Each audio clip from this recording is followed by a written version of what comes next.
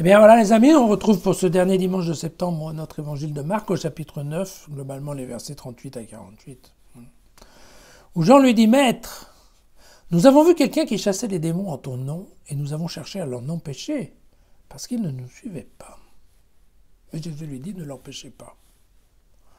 Car il n'y a personne qui fasse un miracle en mon nom et puisse aussitôt après mal parler de moi. Celui qui n'est pas contre moi, contre nous, il est pour nous. Quiconque vous donnera à boire un verre d'eau, parce que vous appartenez au Christ, en vérité, je vous le déclare, il ne perdra pas sa récompense.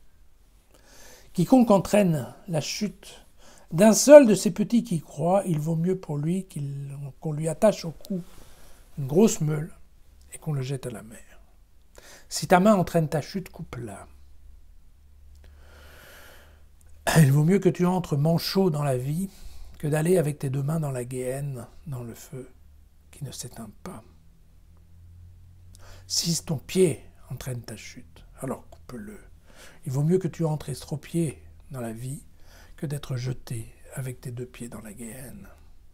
Et si c'est ton œil qui entraîne ta chute, eh bien arrache-le, car il vaut mieux que tu entres borgne dans le royaume de Dieu que d'être jeté avec tes deux yeux dans la guéhenne où le ver ne meurt pas et où le feu ne s'éteint pas. Magnifique description de la guéhenne qui correspond au livre d'Ésaïe. Alors, en fait, nous avons globalement deux parties dans cet évangile. Vous voyez que la première partie, c'est la situation de la concurrence. Voilà. Situation d'ailleurs qui est abordée plusieurs fois dans le livre des Actes des Apôtres, en particulier au chapitre 19. Le fait que d'autres guérisseurs se permettent de faire des exorcismes au nom de Jésus. De Jésus, j'insiste bien, en ton nom. Au nom de Jésus. Pas au nom du Père. Quel cas là, ça serait vraiment une église concurrente. Mais non, au nom de Jésus. Et en fait, ce que reproche Jean, c'est, ce qu'il leur reproche, c'est que ces gens-là ne font pas partie de leur groupe de disciples. Alors, c'est eux qui vivent avec Jésus. Comment on peut dire qu'on travaille au nom de Jésus alors qu'on ne fait pas partie du groupe de Jésus? Donc, il faut que ça s'arrête. Voilà. Et alors, évidemment, l'Église aujourd'hui nous conseille un texte qui est particulièrement bien choisi en première lecture. Il s'agit du livre des Nombres, chapitre 11, les versets 25 à 29. Le Seigneur descendit dans la nuée et lui parla, il préleva un peu de l'esprit qui était en Moïse pour le donner aux 70 anciens. Dès que l'Esprit se posa sur eux, ils se mirent à prophétiser, mais ils ne continuèrent pas. 2 hommes étaient restés dans le camp, ils s'appelaient l'un Eldad et l'autre Médad. L'Esprit se posa sur eux. Ils étaient en effet sur la liste, mais ils n'étaient pas sortis pour aller à la tente.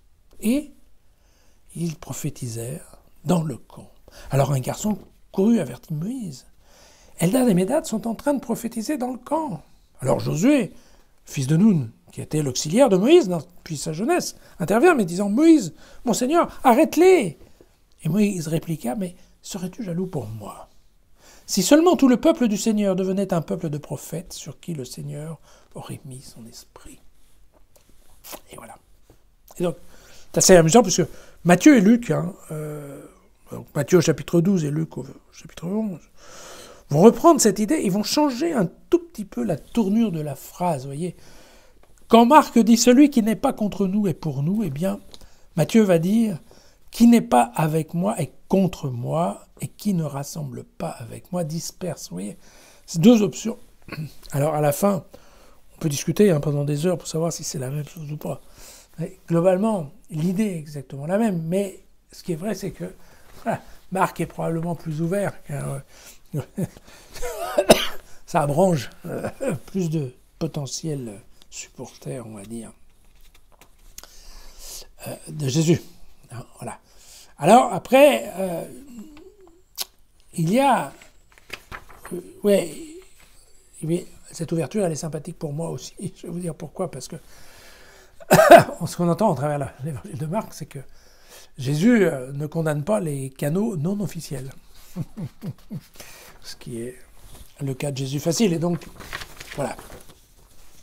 La seconde partie, elle nous ramène à l'image de la semaine dernière. Vous savez, Jésus qui met l'enfant au milieu et qui dit « Qui accueille l'enfant nous accueille ». Bien. Alors, encore une fois, vous savez, on avait discuté de savoir si c'était les deux options. Est-ce que c'est un message donné aux disciples de se rendre comme un enfant pour être accueilli, dans le terme d'une mission, ou est-ce que c'est une demande que fait Jésus aux disciples d'être assez ouverts pour accueillir les faibles dans la communauté? Voilà. Là, typiquement, aujourd'hui, c'est bien clair que c'est de la deuxième option dont on parle. Mais, alors, on ne sait pas exactement pourquoi Jésus ou Marc se mettent à parler de ça. On sait pas. On sait bien qu'il y a des problèmes dans les communautés. On sait bien qu'au début les communautés chrétiennes étaient juives et que quand sont arrivés les païens, ça a posé un certain nombre de problèmes. On a ça dans le livre des Actes. On sait bien que voilà.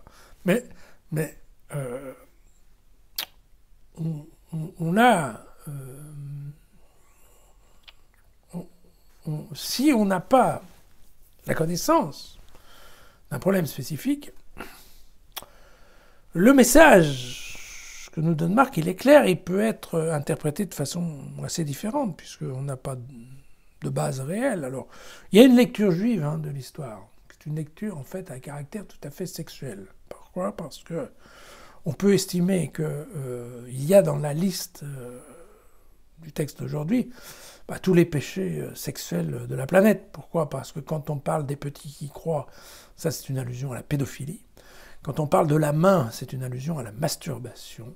Quand on parle du pied, c'est une référence à l'adultère, car le pied en hébreu, c'est souvent le terme qu'on utilise pour parler des parties génitales. Et puis, voilà, l'œil, bien entendu, pour le voyeurisme ou la lubricité. Bon.